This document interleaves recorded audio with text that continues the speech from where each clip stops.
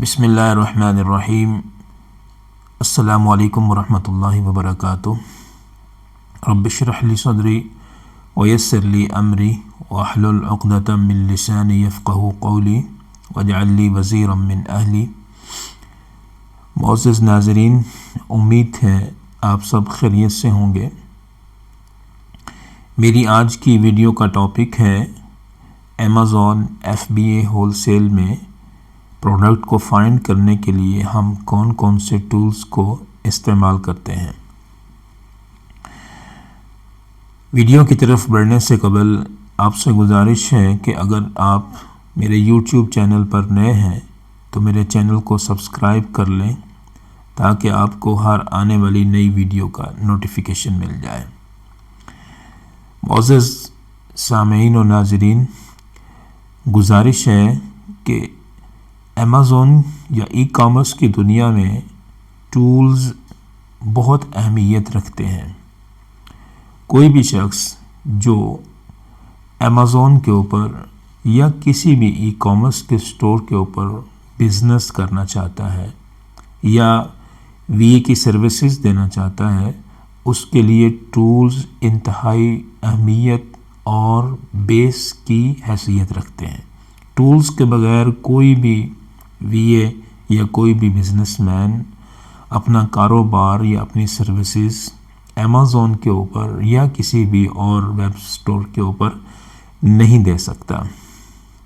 तो चूँकि हमारा टॉपिक होलसेल है तो हर बिज़नेस मॉडल के लिए अलग से सर्चिंग टूल्स यूज़ होते हैं।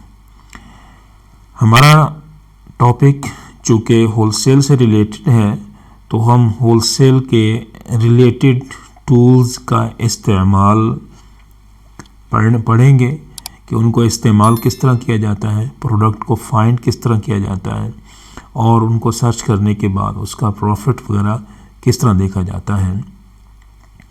तो होलसेल के लिए जो मुख्तलिफ़ टूल्स यूज़ होते हैं उनमें से बुनियादी नौइयत का और बुनियादी हैसियत रखने वाला जो टूल है वो है कीपा, जिसको आप अपने सामने देख रहे हैं स्क्रीन के ऊपर।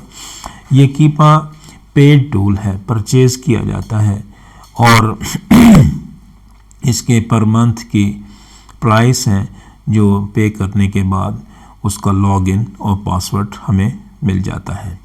तो लीजिए हम अपनी वीडियो की तरफ चलते हैं कि कीपा को हम किस तरह इस्तेमाल करेंगे। मोअज़्ज़ज़ नाज़रीन, कीपा का इस्तेमाल करने के लिए बुनियादी तौर पे आपको keepa.com की वेबसाइट पे जाना होता है। कीपा की वेबसाइट पे जब आप जाते हैं तो आपको कीपा का ये आपकी वेबसाइट के ऊपर कीपा का ये मॉडल सामने आ जाएगा। तो यहाँ से इसको लॉगिन किया जाता है। चूँकि मैंने ये ऑलरेडी ये परचेज़ किया हुआ है तो मैं यहाँ से इसको लॉगिन करूँगा।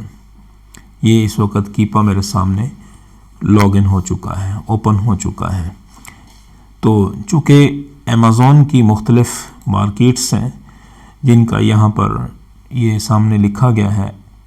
अगर आप US में काम करना चाहते हैं तो आपको amazon.com लिखना होगा और अगर आप UK में करना चाहते हैं तो amazon.UK आपको लिखना होगा। तो मिसाल के तौर पे मैं एक ऐसी प्रोडक्ट फाइंड करना चाहता हूँ जो कि US मार्केट से रिलेटेड है, तो मैं यहाँ पर amazon.com सेलेक्ट करूँगा।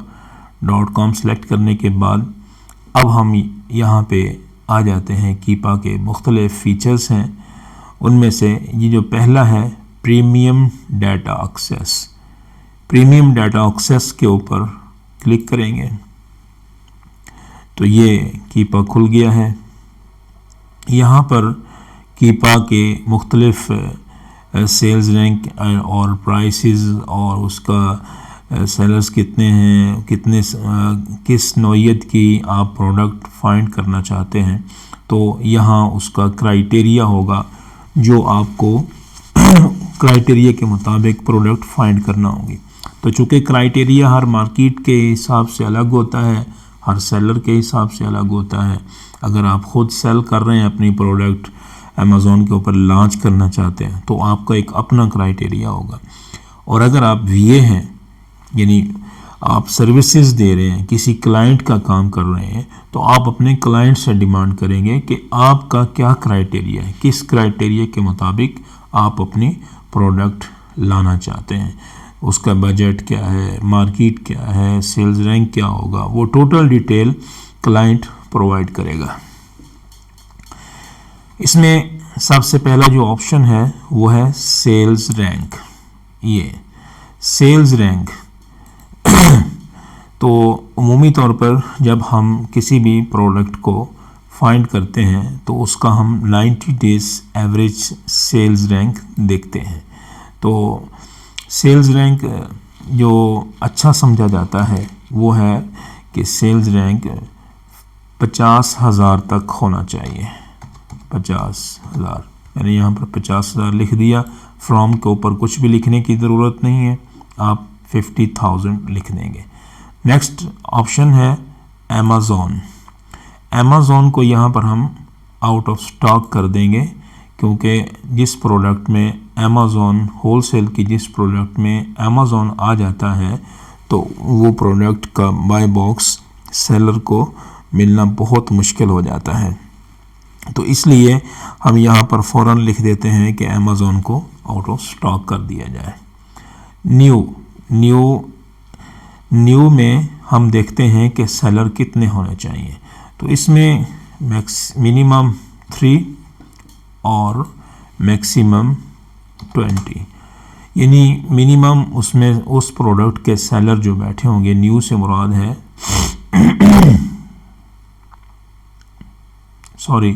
न्यू थर्ड पार्टी FBA, यहाँ पर हम इसको लिखेंगे।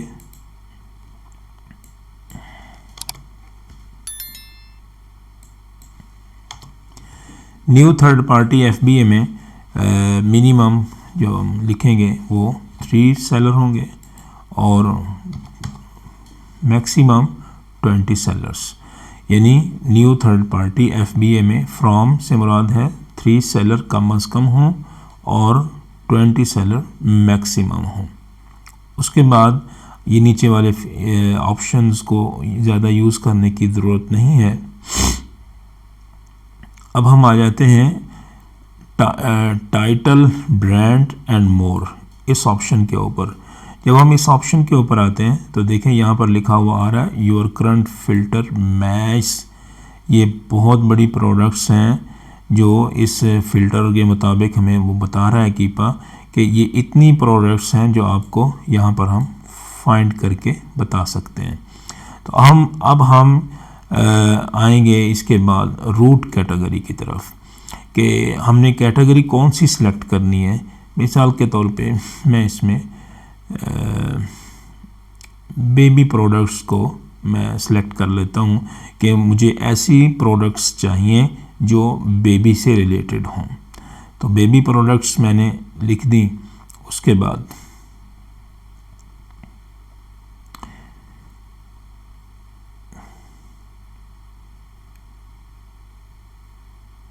न्यू ऑफर काउंट में यहाँ पर मैं लिखूँगा न्यू ऑफर काउंट में मिनिमम 3 और मैक्सिमम 20। इसमें एक थोड़ी सी मिस्टेक हो गई है। जब हम यहाँ पे आएंगे न्यू थर्ड पार्टी FBA में तो यहाँ हम इसकी प्राइस लिखेंगे। सॉरी, ये मुझसे मिस्टेक हो गई। इसमें इसकी प्राइस लिखते हैं। प्राइस हमने लिख दी, मसलन मिनिमम मैं चाहता हूँ कि प्राइस उसकी $15 हो, $15 से कम ना हो, क्योंकि अगर $15 से प्राइस कम होती है तो फिर प्राइस का प्रॉफिट मार्जिन बहुत कम हो जाता है। तो 15 से $40 मैं अपनी प्राइस लिखता हूँ। इसमें हम हाई टिकट पे भी जा सकते हैं, ये आपकी इन्वेस्टमेंट के ऊपर डिपेंड करता है। अब हम आ गए न्यू थर्ड पार्टी FBA में। न्यू ऑफ़र काउंट में हमने देखा कि ये कम से कम 3 सेलर हों और मैक्सिमम 20 सेलर हों। उसके बाद हम आ जाते हैं बाय बॉक्स। ये बहुत अहम बात है, यहाँ पर हमने थर्ड पार्टी को लिखना है, थर्ड पार्टी, क्योंकि अगर इसमें अमेज़ॉन आ जाता है तो फिर हमारे लिए बाय बॉक्स को विन करने के बहुत सारे मसाइल आ जाते हैं। प्रोडक्ट टाइप में डिजिटल टाइप की प्रोडक्ट्स ना लिखें, फिज़िकल प्रोडक्ट्स की तरफ आपको आना चाहिए। वेरिएशन में किसी भी प्रोडक्ट की वेरिएशन जो होती है, उसके कलर्स, उसकी मुख्तलिफ साइज़, ये वेरिएशन में आ जाते हैं। तो बेसिकली तो ये आपकी इन्वेस्टमेंट के ऊपर डिपेंड करता है कि आप कितनी इन्वेस्टमेंट लगाना चाहते हैं। तो जब आप, लाजमी बात है, वेरिएशन की तरफ आप आएंगे तो आपको ज़्यादा बजट रिक्वायर्ड है।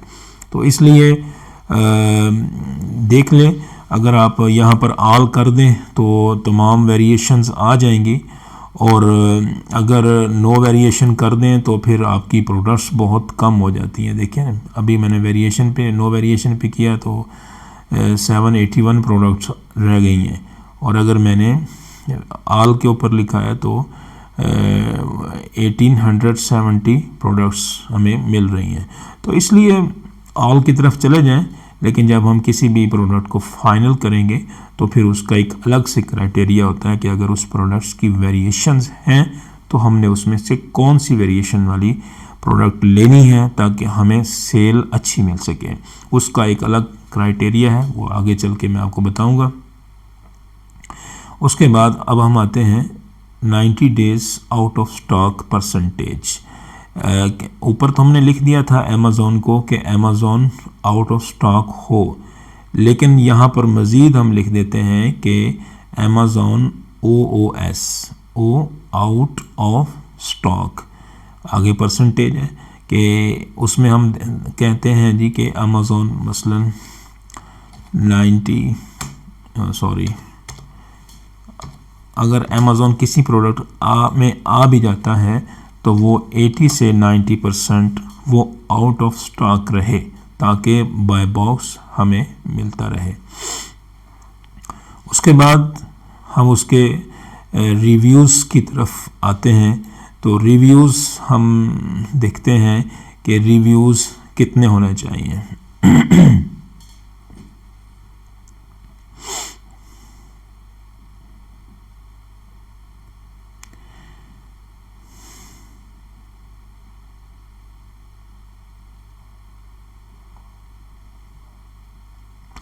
रिव्यूज़ में पहली चीज़ है रेटिंग।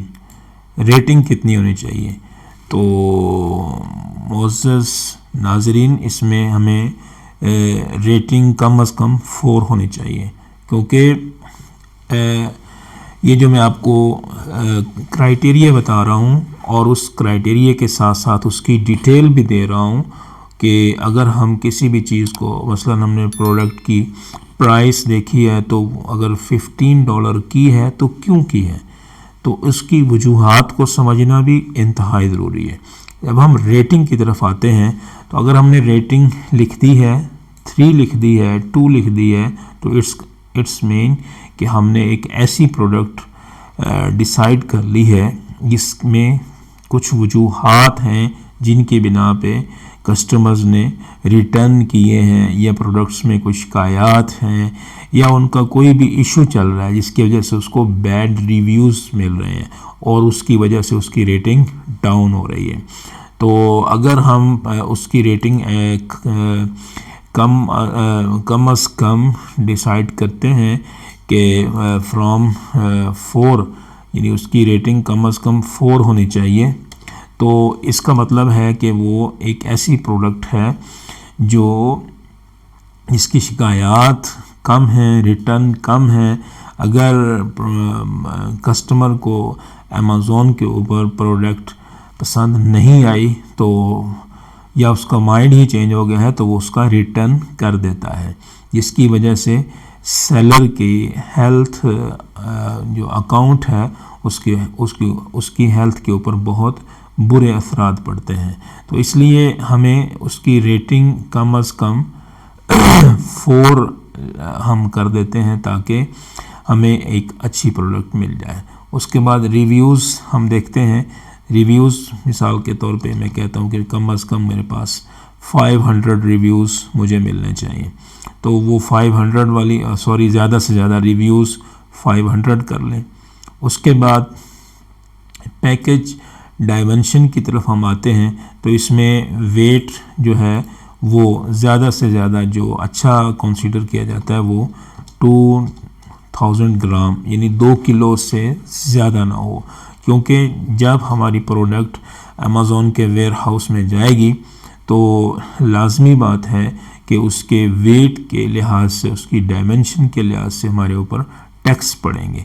तो अगर हम एक ऐसी प्रोडक्ट अमेज़ॉन के वेयर हाउस में भिजवाते हैं जिसका ज़्यादा से ज़्यादा वज़न 2 किलो है तो हमें टैक्सेस का इतना इशू नहीं रहेगा। तो इसलिए हमने वेट में जो ग्राम में आया तो हमने उसको मैक्सिमम 2000 ग्राम कर दिया। उसके बाद एडिशनल स्विचेस में हमें करने की ज़रूरत नहीं। ऑर्डर्ड प्रोडक्ट्स को नो कर भी दें तो कोई इशू नहीं है। बहरहाल ये अब हमारा क्राइटेरिया इसके ऊपर कीपा के ऊपर हमने लगा दिया। अब हमें बता रहा है कि your current filter match 12 products. इस फ़िल्टर के मुताबिक आपको 12 प्रोडक्ट्स मिल रही हैं। अब हम इसके बाद यहाँ पर आ रहा है शो API क्वेरी और फाइंड प्रोडक्ट्स। अब हम फाइंड प्रोडक्ट्स के ऊपर जाएंगे तो यह प्रोडक्ट्स को सर्च कर रहा है। सर्च करने के बाद उसने हमारे सामने ये प्रोडक्ट्स की डिटेल दे दी है कि ये प्रोडक्ट्स हैं। मिसाल के तौर पे अब ये हमारे पास डिटेल आ गई है। ये 12 प्रोडक्ट्स का डाटा उसने हमारे सामने रख दिया है। अब इसके बाद हम देखेंगे शो ऑन अमेज़ॉन और शो ऑन ईबे। ये ऊपर ए का ऑप्शन आ रहा है, नीचे ई का ऑप्शन आ रहा है। तो हम ए के ऊपर जब हम करेंगे इसको तो ये हमें प्रोडक्ट को अमेज़ॉन की तरफ लेकर जाएगा।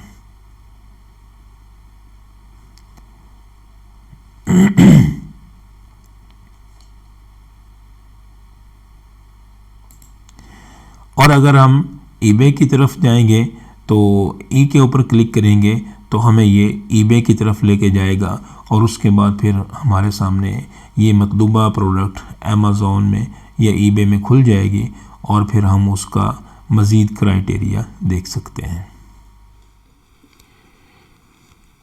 ये अब कीपा ने रिज़ल्ट शो कर दिए हमारे सामने कि जो क्राइटेरिया आपने लगाया है उस क्राइटेरिया के मुताबिक ये मतलूबा प्रोडक्ट्स आपने जो क्राइटेरिया दिया मौजूद हैं।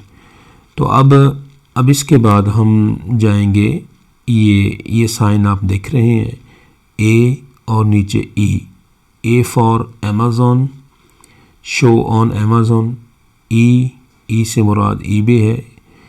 ये ईबे पे ऊपर भी ये चीज़ सेल हो रही है। तो हम ए के ऊपर जाकर क्लिक करेंगे तो ये अमेज़ॉन की प्रोडक्ट हमारे सामने खुल गई है। अब इस प्रोडक्ट को जब हमारे सामने कीपा ने इस प्रोडक्ट को देख हमारे क्राइटेरिया के मुताबिक हमारे सामने लगा दिया, अब ये बता रहा है कि इसमें न्यू 4 थर्ड पार्टी सेलर बैठे हुए हैं जो इस प्रोडक्ट को सेल कर रहे हैं। और अगर हम ईबे के साइन के ऊपर जाएंगे तो ये ईबे के ऊपर जाकर हमें हमारे इस मतलूबा प्रोडक्ट को शो कर देगा। और उसके मज़ीद स्टैट जो हैं, अब ये जैसा कि अमेज़ॉन के ऊपर आ गई है तो अमेज़ॉन के ऊपर अब इसके मज़ीद जो है स्टैट हैं वो किस तरह चेक होंगे, इंशाल्लाह इसको हम नेक्स्ट वीडियो में बयान करेंगे।